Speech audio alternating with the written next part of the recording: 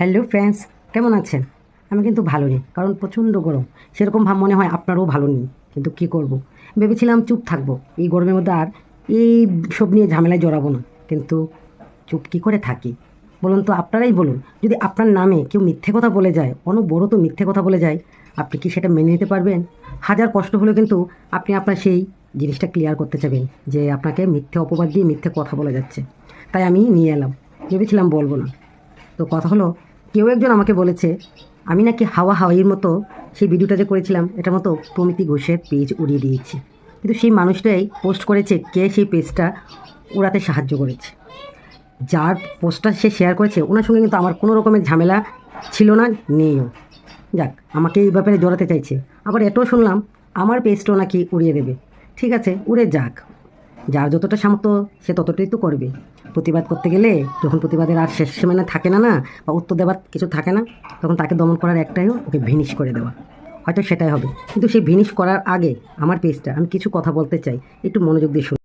তো প্রমিতি ঘোষের পেজটা উড়ে যাবার জন্য যে আমাকে মিথ্যা অপবাদটা দিল, সে কিন্তু নিজেও এর জন্য লাইভ করেছে, কারোর লাইভে ওঠে আর কি, লাইভ করেছে এবং ওনার লাইভে গিয়েও ধন্যবাদ জানিয়ে এসছে। তো কেন আমাকে এই অফারটা দিল উনি? কেন দিল? ভালো সাজানোর জন্য, নাকি আমাকে একটা অপবাদ দিয়ে আমাকে উস্কিয়ে আবার রাগিয়ে কিছু আমি বলবো, তারপর আমার পেজটা উড়ানোর জন্য? তাই তো, এটাই তো করা হচ্ছে। এখন হাত মিলিয়েছে অনেকের সাথে যেন আমার পেজটা উড়ে যায়। যা করে, এটা আমার সোর্স অফ ইনকামও না, এটা আমার পেটের জন্যও না। যা করি, যদি প্রতিবাদী হয়ে থাকি, অন্য একটা পেজ খুলে প্রতিবাদ করব, তাতে কিচ্ছু যায় আসে না। আপনারা হয়তো বুঝতে পারছেন আমি কাকে উদ্দেশ্য করছি। আমার এই সোশ্যাল মিডিয়াতে একজনের সঙ্গে কিন্তু আমার একটু বিবাদ, অন্য কারোর সাথে আমার বিবাদ নেই। তো উনি আরেকটা কথা বললো আমাকে নিয়ে, যে উনি নাকি কাউকে মেসেঞ্জারে আগ বাড়িয়ে কিচ্ছুটি লেখেন না, কারণ ওনার মেসেঞ্জার থেকে মেসেজ করতে পারেন না। ঠিক আছে, তাহলে উনি নিজে আজকে লাইভে এসে স্বীকার করুক, একটু নিজের মেসেঞ্জারটা চেক করে, যে উনি অ্যাটলিস্ট আমাকে আগে করেছে কি না। উনি আগ বাড়িয়ে যদি কাউকে মেসেজ করে মেসেঞ্জারে, তাহলে উনি জানি কী বলেছ, কার নাম পাল্টে দেবে না কি। তো একটু সেটা চেক করে প্লিজ আজকের লাইভে এসেই কথাটা ক্লিয়ার করবেন।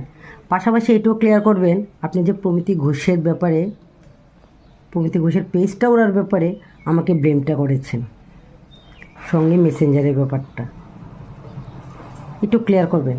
আমি আপনাকে নিয়ে আর লাগছি না। আমি বলে না, একটা বিবাদ লাভ করার জন্য কিছু মনের দরকার। সত্যি বলছি, আমি আজকের পর থেকে না আপনাকে নিয়ে কথা বলতে বা এরকম মিথ্যাবাদী নিয়ে প্রতিবাদ আমার রুচিতে বাদে, আমার সেই রুচিটা নেই। আপনার জন্য আমি আজকে নিচে থেকে নিচে নেমে গিয়েছি, যা আমি বলতে পারি না তাও আমি বলছি।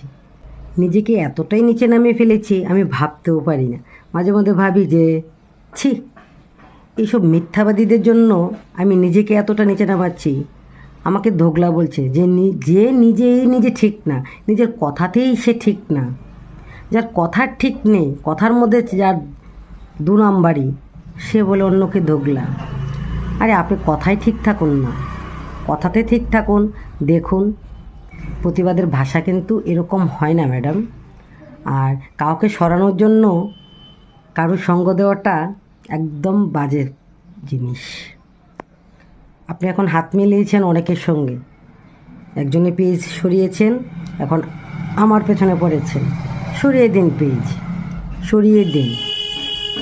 আমার যা অকাদ আছে না, যা ক্ষমতা আছে না, অ্যাটলিস্ট আপনার ভিউয়ারদের একটু জিজ্ঞেস করবেন, একটু জিজ্ঞেস করবেন। ভারতীয় ভিউয়ারদের একটু জিজ্ঞেস করবেন, একজন সার্ভিস হোল্ডার যার গড়ে চারটা সার্ভিস করার লোক থাকে, সেই গড়ের পজিশান কী হতে পারে। আমি আমার পজিশান থেকে নিচে নেমে গেছি শুধু আপনার জন্য। আমি ভাবছি যে আপনার জন্য আমার পজিশান কেন আমি নষ্ট করছি। আপনার তো নিজের পজিশানই ঠিক নেই। আপনি একজন আয়া হন বা নার্সই হন, যাই হন না কেন, কিন্তু আপনি আপনার জায়গাটা কিন্তু ঠিক রাখছেন না। তো আমি আপনার কাছ থেকে আজকের লাইভে জানতে চাই, আমি কখন কিভাবে হাওয়ায় হাওয়ায় করে প্রমিতি ঘোষের পেজটা উড়িয়ে দিয়েছি, আর যদি সেটা হয় একটু প্রমাণ দেবেন। দিয়ে যাবেন। আপনি যদি মিডিয়াতে এসে বড় গলা করে চোখ বড় করে নিজেকে মহান সতী সাবিত্রী এবং প্রতিবাদী নারী হিসেবে তৈরি করতে চান, এটা প্রমাণ দেবেন, ঠিক আছে?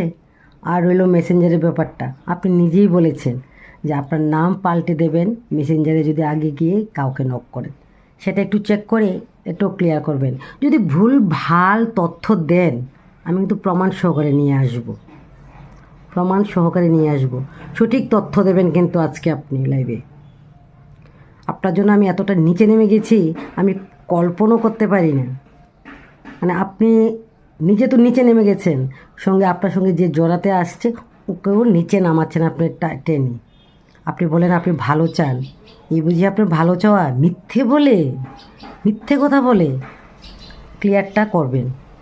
আমি অপেক্ষায় থাকবো, নয়তো আপনার সঙ্গে আমি আর জড়াতে চাই না, আমি নিজেকে আর নিচে নামাতে চাই না। আমি আমার পজিশন থেকে লড়ে গিয়েছি আপনার মতো একটা ফালতু মহিলার জন্য।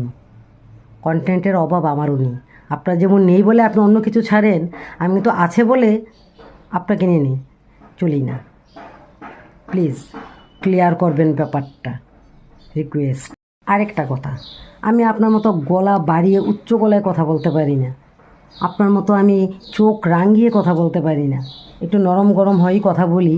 মাঝে মধ্যে রেগে যাই যখন আর নিতে পারি না, মানে এরকম মিথ্যা অপবাদ, মিথ্যা আচার, মিথ্যা কথা নিতে পারি না, তখন একটু উগ্র হয়ে যায়, বুঝলেন? কিন্তু আপনার মতো এরকমভাবে আমি দুমুখো সাপ হতে পারি না, এক মুখে দুই রকম কথা। আমার এখন নরম হয়ে কথাগুলি বলছি কেন, আপনি বলবেন যে ও পেজ উড়ে যাবার ভয় দেখিয়েছে এখন নরম হয়ে গেছে। না, সত্যি বলছি তা না, খুব গরম, প্রতিটা মানুষ অতিষ্ঠ হয়ে আছে এই গরমে। আপনার মতো কেউ ফালতু বসেনি, কাজ কিন্তু করতে হয়, বাইরে ঘরে প্রত্যেকটা কাজ কিন্তু করতে হয়। এই কাজ করে এই গরমের মধ্যে এরকম এসব নিয়ে ভাবা নেওয়া যায় না। ম্যাডাম একটু শান্ত হন, এই গরমে মানুষকে একটু মানসিকভাবে শান্তি দিন।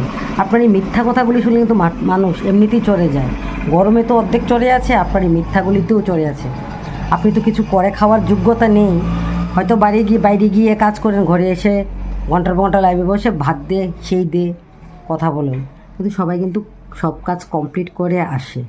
সবাইকে আপনার মতো ভাববেন না, একটু দম ধরুন, স্টপ হয়ে যান। আপনাকে স্টপ হতে অনেকবার অনেকে বলেছে, আপনি হচ্ছেন না। এখন কি বলবো, ছি, আর নিচে নামাতে চাই না আমি আপনাকে।